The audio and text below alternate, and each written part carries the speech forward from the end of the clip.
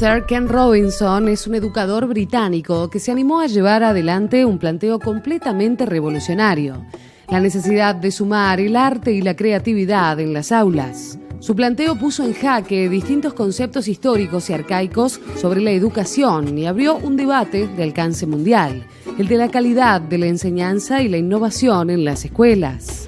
I have a big interest in education, and I think we all do. We have a huge vested interest in it, partly because it's education that's meant to take us into this future that we can't grasp.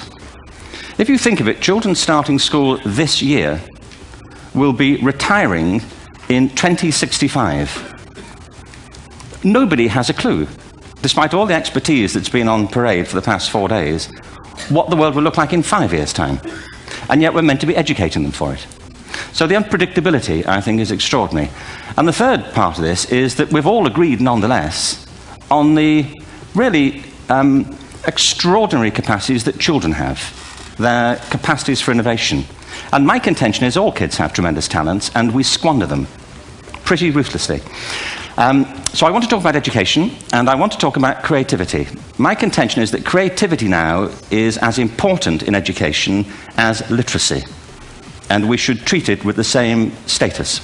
Nacido en Londres en 1950, Ken Robinson contrajo poliomielitis de muy pequeño.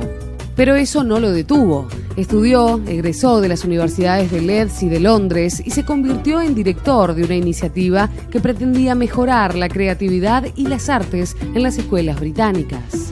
I had a great story recently, I love telling it, of a little girl who was in a drawing lesson. She was 6 and she was at the back drawing, and the teacher said this little girl hardly ever paid attention, and in this drawing lesson she did.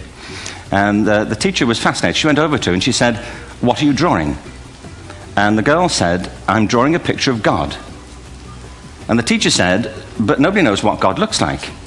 And the girl said, "They will in a minute." Kids will take a chance. You know, if they don't know, they'll have a go. Am I right? They're not frightened of being wrong. Now, I don't mean to say that being wrong is the same thing as being creative. What we do know is, if you're not prepared to be wrong, you'll never come up with anything original. If you're not prepared to be wrong. And by the time they get to be adults, most kids have lost that capacity.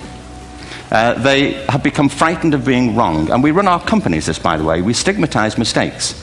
And we're now running national education systems where mistakes are the worst thing you can make. And the result is that we are educating people out of their creative capacities. Picasso once said this. He said that all children are born artists. The problem is to remain an artist as we grow up. En los años que siguieron, Robinson se enfocó aún más en investigaciones sobre la educación artística y estudios culturales. Fue director de varios proyectos hasta que en 1998 el gobierno británico lo convocó al frente de un comité educativo que revolucionó las aulas de toda Inglaterra, sobre todo por sus críticas al sistema que regía por esos días. Every education system on earth has the same hierarchy of subjects. Everyone, doesn't matter where you go. You think it would be otherwise, but it isn't. At the top are mathematics and languages, then the humanities, and the bottom are the arts, everywhere on earth. And in pretty much every system too, there's a hierarchy within the arts. Art and music are normally given a higher status in schools than drama and dance. There isn't an education system on the planet that teaches dance every day to children the way we teach them mathematics. Why? Why not? I think this is rather important. I think maths is very important, but so is dance. Children dance all the time if they're allowed to. We all do. We all have bodies, don't we? You know, did I miss a meeting? I mean, I think... Truthfully, what happens is, as children grow up, we start to educate them progressively from the waist up. And then we focus on their heads, and slightly to one side. If you were to visit education as an alien and say, what's it for, public education, I think you'd have to conclude, if you look at the output, you know, who really succeeds by this? Who does everything they should? Who gets all the brownie points? You know, who are the winners? I think you'd have to conclude the whole purpose of public education throughout the world is to produce university professors. Isn't it? They're the people who come out the top. And I used to be one. So there, you know. And I like university professors, but, you know, we shouldn't hold them up as the high watermark of all human achievement. They're just a form of life. You know, another form of life.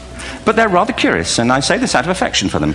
there's something curious about professors. In my experience, not all of them, but typically, they live in their heads. They live up there and slightly to one side. They're disembodied, in a kind of literal way. They look upon their body as a form of transport for their heads. Pionero de la innovación y el cambio paradigmático en la forma en la que se debería enseñar, publicó el llamado Informe Robinson, que tuvo un gran impacto, pues puso de relieve el escaso papel que hasta entonces había recibido la creatividad y su importancia para la humanidad. Our education system is predicated on the idea of academic ability. And there's a reason. The whole system was invented around the world. There were no public systems of education really before the 19th century. They all came into being to meet the needs of industrialism. So the hierarchy is rooted on two ideas. Number one, that the most useful subjects for work are at the top. So you were probably steered benignly away from things at school when you were a kid, things you liked, on the grounds you would never get a job doing that. Is that right? Don't do music, you're not going to be a musician. Don't do art, you won't be an artist. Benign advice. Now, profoundly mistaken. The whole world is engulfed in a revolution. And the second is academic ability, which has really come to dominate our view of intelligence because the universities designed the system in their image. If you think of it, the whole system of public education around the world is a protracted process of university entrance. And the consequence is that many highly talented, brilliant, creative people think they're not, because the thing they were good at school wasn't valued or was actually stigmatized. And I think we can't afford to go on that way. In the next 30 years, according to UNESCO, more people worldwide will be graduating through education than since the beginning of history. More people. And it's the combination of all the things we've talked about, technology and its transformational effect on work, and demography and the huge explosion in population. Suddenly, degrees aren't worth anything. Isn't that true? En 2003, la reina de Inglaterra lo nombró Sir, y por eso Ken Robinson es Sir Ken Robinson. Pero el título real no lo ha apartado de su meta de responsabilidad social de índole global, la de iniciar una nueva era de la educación. I believe our only hope for the future is to adopt a new conception of human ecology, one in which we start to reconstitute our conception of the richness of human capacity. Our education system has mined our minds in the way that we strip mined the earth for a particular commodity, and for the future it won't serve us. We have to rethink the fundamental principles on which we're educating our children. There was a wonderful quote by Jonas Salk who said, if all the insects were to disappear from the earth, within 50 years all life on earth would end. If all human beings disappeared from the earth, within 50 years all forms of life would flourish. And he's right. What TED celebrates is the gift of the human imagination.